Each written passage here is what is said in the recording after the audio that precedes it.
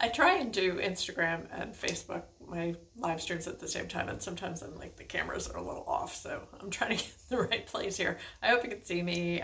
Thank you for being here. If you're here, please leave a little comment, just says you're here and where you're coming from. And if you're interested in this topic, so I want to talk about chakras a little bit.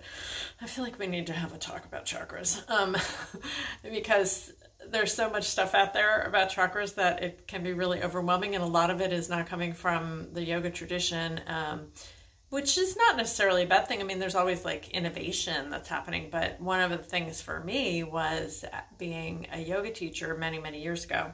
I started thinking about the subtle body and thinking and learning about it, and then being like, wait a minute, this stuff doesn't come from the yoga tradition. If I want to teach yoga, I want to find out what the tradition says,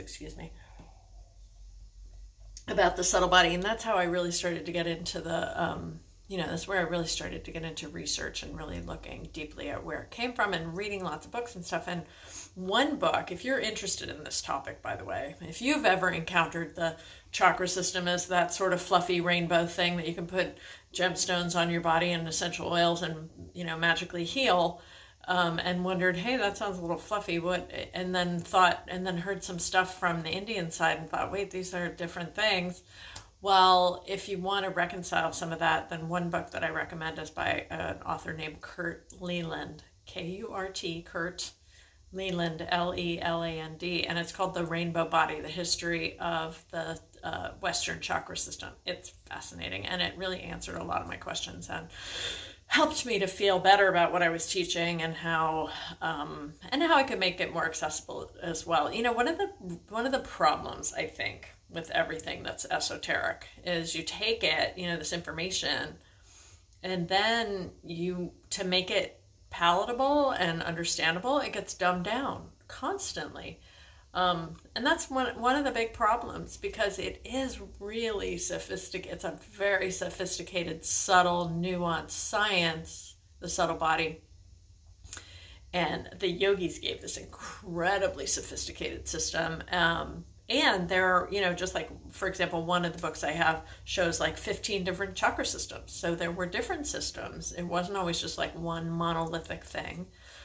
There were some very common themes, but it's okay that we, to understand that there's a nuance to it, and it's not this chakra dogma, I like to call it the chakra dogma, is not necessarily accurate, or that useful even. At one time, I always tell this story when I'm teaching about the subtle body. So one time I walked into Barnes & Noble. I don't remember where I was. I was I think I was in California, but it could have been any Barnes & Noble. And I walked into Barnes & Noble, and there was a table, and the table had on it all these kits piled up. It was like Christmas time.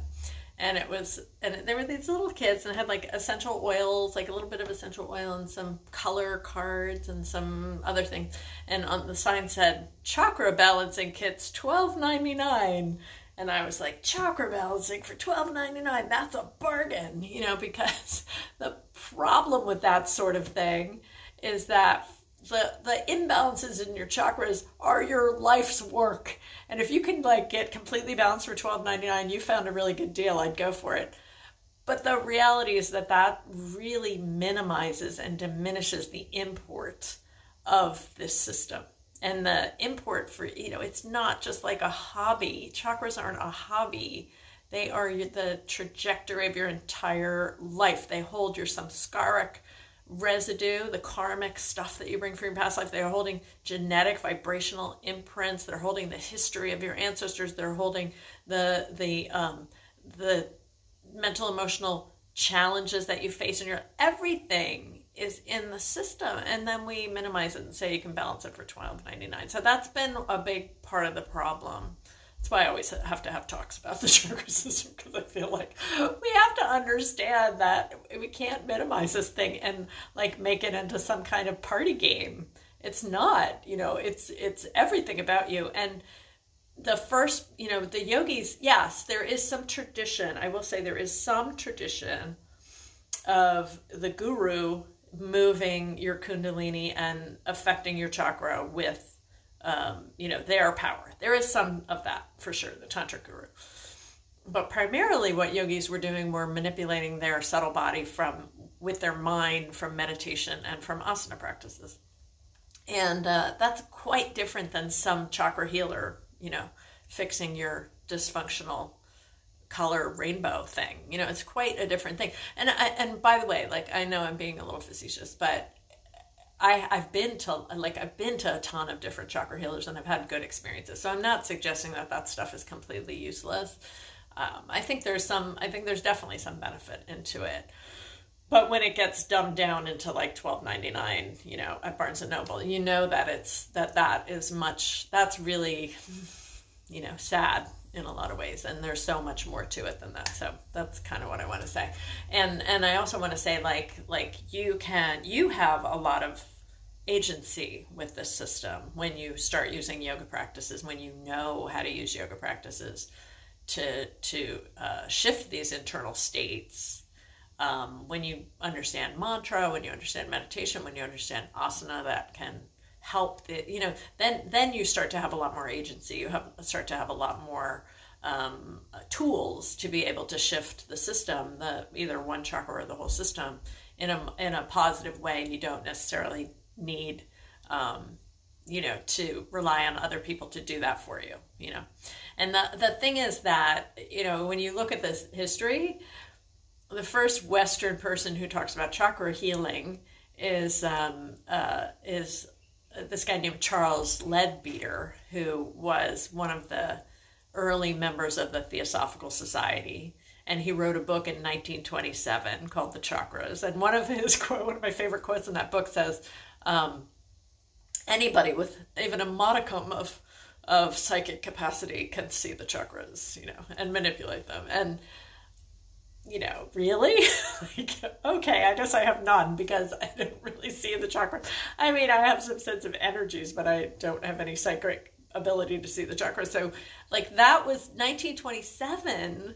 It's only less than 100 years ago where that idea started to even come around, this idea of psychic manipulation of the chakras. So previous to that, yes, as I said, there was something that gurus could shift the chakras, but that wasn't part of normal life or a normal way of looking at the system. So I think it makes a lot of sense, especially in this age where we're starting to understand a lot more about and doing something more about cultural appropriation. That one of the things we can do as yoga professionals is to go to source material and look at what the Indians were saying, what the tantric yogis were saying, and stop thinking that Western people who wrote books in the 1980s knew more about it than the Indians did. That was one of the things Madame Blavatsky said when she got off the boat, and I think it was 1887, she got off the boat in Mumbai and was greeted by a lot of people, and she met a lot of people, and she really wanted to study the chakras. And one of the things she said is, yes, we've learned the system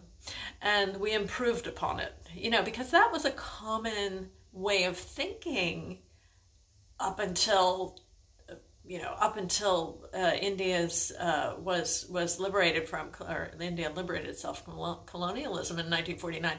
Very common way of thinking that these people were barbarians and they weren't Christians and they don't know anything.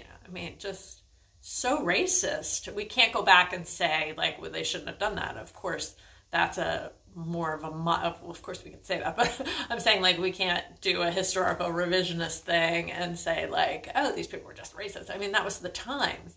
So it was common at that time to be Western people know a lot more than Indians do, and so we're going to fix it. And what we have with the New Age system that got written down and codified and became a dogma in the 1980s, all those books that were written in the 1980s, is that it was Western people saying we know more than Indians. So please, if you are a yoga professional, we owe it to this great tradition. This is what Carl Jung said, by the way. We owe it to the East to try to understand what they were talking about. How the people come to your door sometimes proselytizing from different religions. One time these two nice boys came to the door to proselytize and were like, have you seen the Bible? It has so much good information in it. And my husband was like, yeah, I've seen the Bible. And would you like to see my library of Indian literature?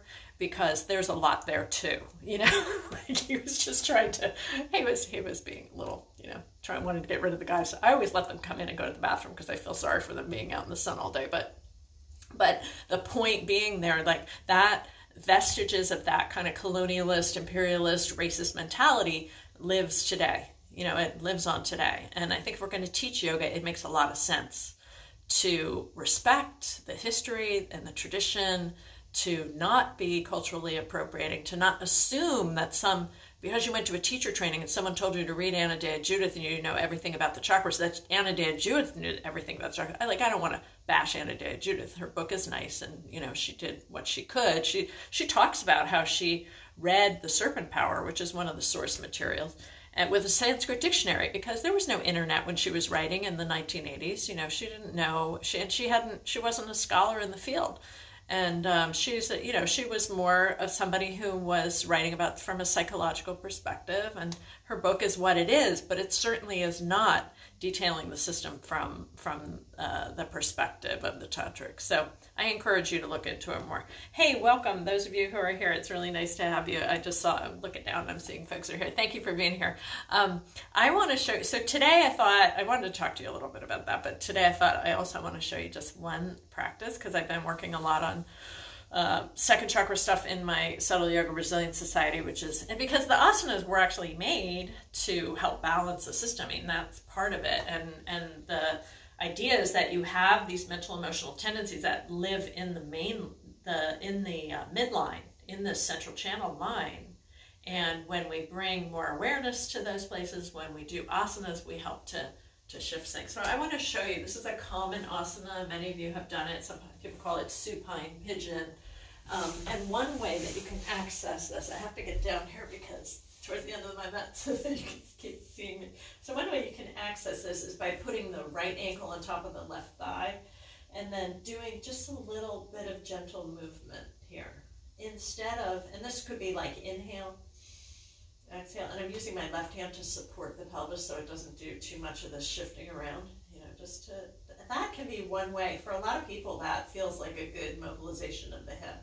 Another way to get into it is to do like more of a side-to-side rocking with both knees. That also, and I'm just coming up on my toe, so that's another way to get in there without, because one of the biggest problem is that we load this joint. We load the hip joint in regular pigeon. It's not necessarily a good pose or something that we should aspire to. It can cause, I think it's the root of some of the hip replacement issues that people have in the yoga world. So these are some other options. And then another one that I quite like is exhaling up and inhaling down. And that's another way to feel some mobilization there. So the point being that this is not the only way to do supine pigeon, right? There's lots of other mobilization that we can do here to create a little more mobility, a little more openness in the hips. And there is a correlation between what's going on in the hips and that flexibility in the hips, and then there's a correlation with that and the balance of the hormones for the, I don't know this from research, I know this from anecdotal and teachings that I've received, that there's some balance in the hormones of the second chakra, the reproductive hormones, when there is the sort of more fluid feelings in the hips. We do have to be really careful though, because I think a lot of times people in the yoga world just like want to bash into the hip and open the hips, and that's like something really good to do. No, just think about mobilizing, think about opening a little bit, and there's a correlation between where these postures create mobility and then this midline. That's why different postures, can correlate and can be supportive for creating more balance in the system.